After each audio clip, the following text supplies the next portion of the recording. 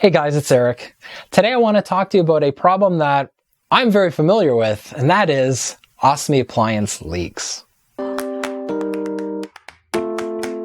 Now, leaks can be no fun. I mean, honestly, who wants to wake up to a messy, wet, warm mess?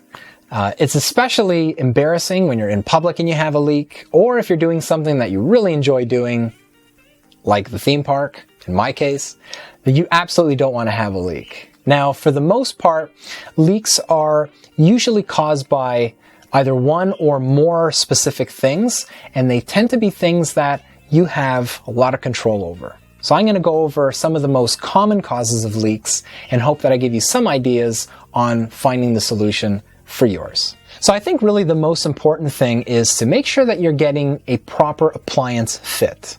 For some people that might mean reevaluating how they cut their wafers, whether their wafers are perhaps being cut too big or too small is going to impact the likelihood of you having a leak. The second thing I think that's actually pretty common, more common than you would think, is just the improper use of supplies.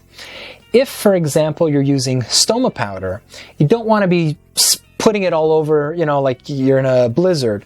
You just want to put a little bit, and then you generally want to follow that up with some barrier product, whether it's a spray or a pad that you have that you just pat over it, and that will give your appliance just a better substrate to stick to. If you're just dumping powder on and you're using too much of it, your appliance isn't going to be able to stick properly, and that's going to definitely cause leaks for you. So if you're overusing supplies, then cut back on those. If you're using supplies that you don't need, just completely eliminate them from your workflow. You really don't have to use much more than just a bare wafer, unless you have problems and your ET nurse has told you so. Now, for some people, a flush or a retracted stoma is going to cause leaks. And the reason for that is because stool and output ends up just channeling underneath the wafer when in fact it should actually be falling down to the bottom of the pouch. Now, the most common remedy for this is actually to use a convex wafer. Convex wafers are curved in a way that it applies gentle pressure around your stoma, and that helps to push that stoma out just a little bit, and that usually helps to solve a lot of leak problems for people that have flush and retracted stomas. Now, for some of us, we may have to augment our wafer with a few other products. The most common product to help prevent leaks are barrier rings. There are other products out there, like stoma collars, for example, that might also help to prevent leaks. And they do that by creating an extra barrier around your stoma that really makes it difficult for any kind of liquid or stool to get underneath your wafer. So you might want to try something like that out if you're having a problem with leaks. And I would say if you're having a problem specifically because of liquid output, that'll definitely be something you might want to try. And speaking of liquid output, I do want to mention gelling products. Now, they typically come in little sachets. Sometimes they come in tablets or capsules. And they're meant to be put inside your pouch every time you empty.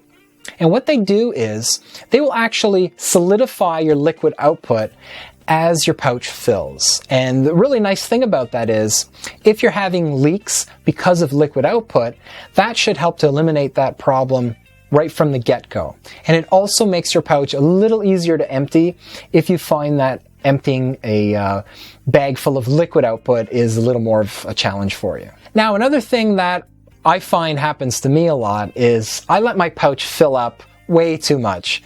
Generally speaking, you do want to empty your pouch when it's about 1/3 full or less. If you let it get too heavy, what tends to happen is it will start to tug at your wafer, and that will separate it a bit from the skin, and that will make it very easy for any kind of stool or liquid to get underneath that wafer and really start to create problems with leaks. So you do want to avoid that. Try using a support belt, support garment, an accessory belt, anything like that will help to keep your pouch more secure, but really you should be emptying your pouch more often if that's something that you tend to do.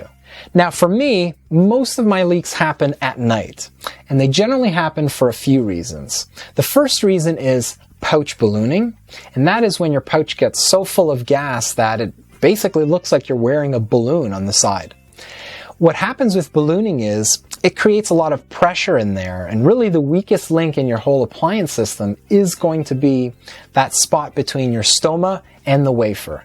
And once you've got a very pressurized pouch, that's really the first place that gas is going to try to escape from.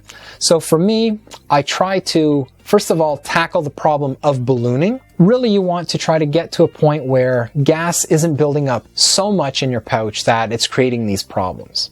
For some people that I know, they'll set alarms throughout the night, maybe once a night or twice a night, and that will just remind them to empty their pouch, maybe get rid of some excess gas in there, and they'll completely avoid the issue of ballooning causing leaks. For some people, pancaking is another issue. Now, I do have a video on pancaking and how to tackle that problem, but for those of you who don't realize, pancaking is a term that we use when your output is kind of stuck at the top of your appliance and it has nowhere to go, it's not falling down, and what happens with pancaking is it will create pressure that pulls on your appliance, and it basically pulls it off, and it introduces more opportunities for leaks. So if pancaking is an issue, I would definitely want you to check out the video that I've got on pancaking. I also have an article that you might want to read, and that will give you some tips on how to avoid pancaking and how to make your life a little bit easier. Now, there are actually many more reasons for why you might have leaks. I do have more of those written down in an article that I'll include a link below for, but I've given you some of the more common reasons why. Do you have any that you'd like to add? If so, please add them to the comments below. And don't forget to like, subscribe if you haven't, and share this information if you think someone else might be able to benefit. Thanks for watching the video, guys. I'll see you in the next one. Take care.